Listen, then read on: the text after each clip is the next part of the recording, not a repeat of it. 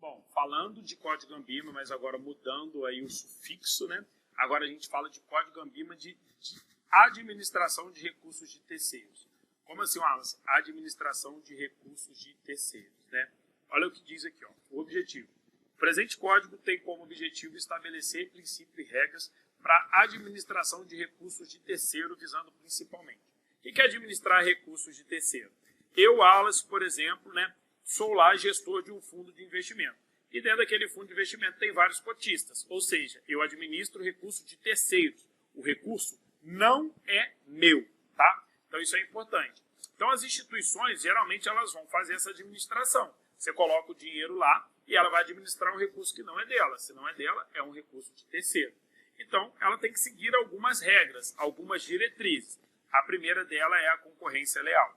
O que é a concorrência leal? Né? Fazer com que, mesmo que o investidor ele tenha a possibilidade de olhar para outros investimentos na concorrência, você fazer ali análises que sejam realmente congruentes àquilo que ele tá investindo, né? Não fazer aí algo que seja completamente fora de recurso. Ah, não, poxa, você tem aqui com a gente, o seu está rendendo 40, lá está rendendo 10, pô, mas lá você tem um CDB, que você tem um fundo de ação.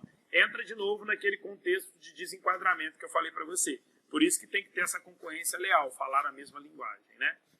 A padronização dos seus procedimentos, ou seja, se aplicar independentemente daquele terceiro ter R$1.000 ou ter 10 milhões, tem que padronizar os procedimentos. É claro, pessoal, que a forma de fazer isso ela pode ser um pouco mais escalonada para quem tem 10 milhões, mas tem uma padronização. Isso é importante seguir quando você administra recursos de terceiros.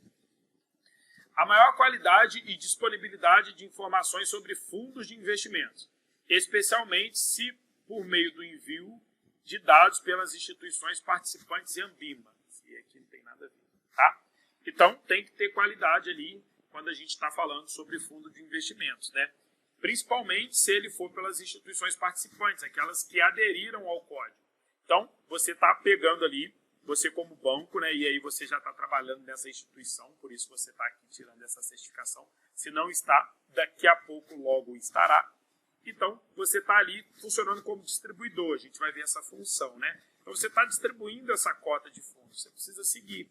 Por quê? A partir do momento que pega esse recurso, né, esse recurso lá do senhor João, da dona Joana que sentou na sua mesa, o banco vai administrar esse recurso de terceiro, tá? Passa a marca-texto, que isso cai na prova. A elevação dos padrões fiduciários e a promoção das melhores práticas do mercado. Então, presta atenção.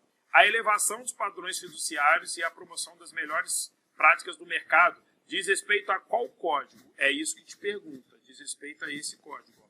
Código ANBIMA de administração de recursos de terceiros. É o código ANBIMA para oferta pública? Não. É o código ANBIMA para fundo de investimentos? Não. É o código de ANBIMA para distribuição de produtos de investimento no varejo? Não. O que diz a respeito da elevação dos padrões fiduciários e a promoção das melhores práticas do mercado diz respeito ao código ANBIMA de administração de recursos de terceiros. Isso cai bastante na prova, tá? Pode anotar, marcar texto aí, que cai bastante aí, para você não errar o que diz respeito, né, a esse conceito. O que é padrão fiduciário, tá, Wallace? Padrão fiduciário é quando existe confiança.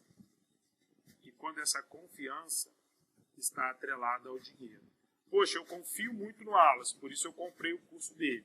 Ah, eu tenho uma confiança fiduciária muito grande no Itaú, por isso eu coloco o meu dinheiro lá nos investimentos, tá? Esse fidúcio vem um pouco dessa característica, né?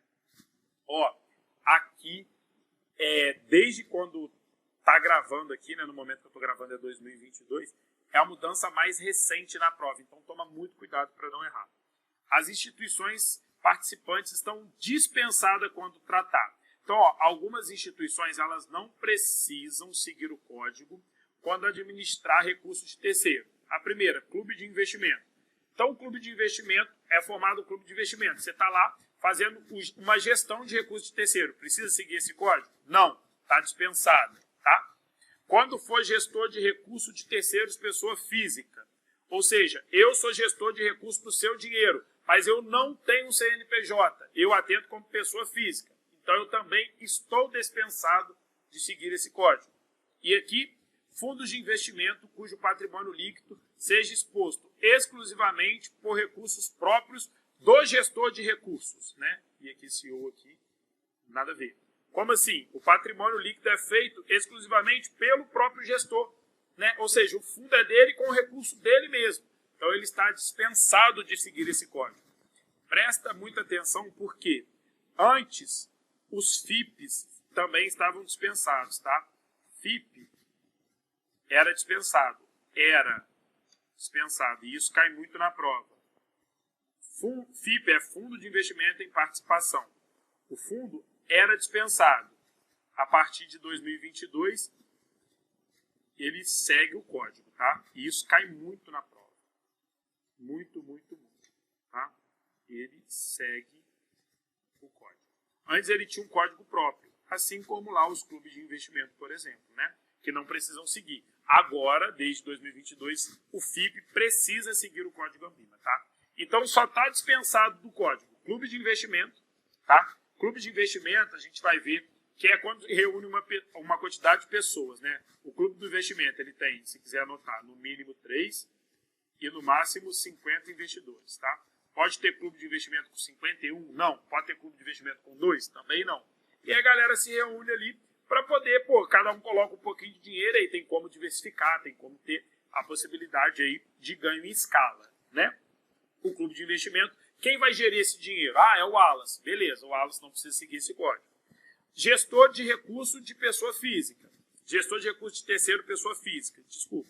O Wallace, pessoa física, está gerindo o seu recurso. Gerindo o recurso de quem? Você, Mariana, que está assistindo a aula aí. Olha aí que beleza. Então o Wallace está lá gerindo o recurso da Mariana, né? O Wallace está funcionando como pessoa física, ele é um gestor pessoa física, ele não precisa seguir esse código. E também não precisa seguir o fundo de investimento, cujo todo o patrimônio aí é exclusivamente de recurso do próprio gestor. Ou seja, o gestor está gerindo o recurso dele mesmo. Então ele não precisa seguir o código de terceiro, porque aí não é um terceiro, é dele mesmo. Beleza? Importante. E o FIP? O FIP, o cara aí que é o gestor de um FIP, que é um fundo de investimento em participação, ele tem que seguir. Antes ele era dispensado, agora ele precisa seguir. Beleza? Então isso aqui é muito importante, isso pode cair na sua prova. E eu espero você na nossa próxima aula.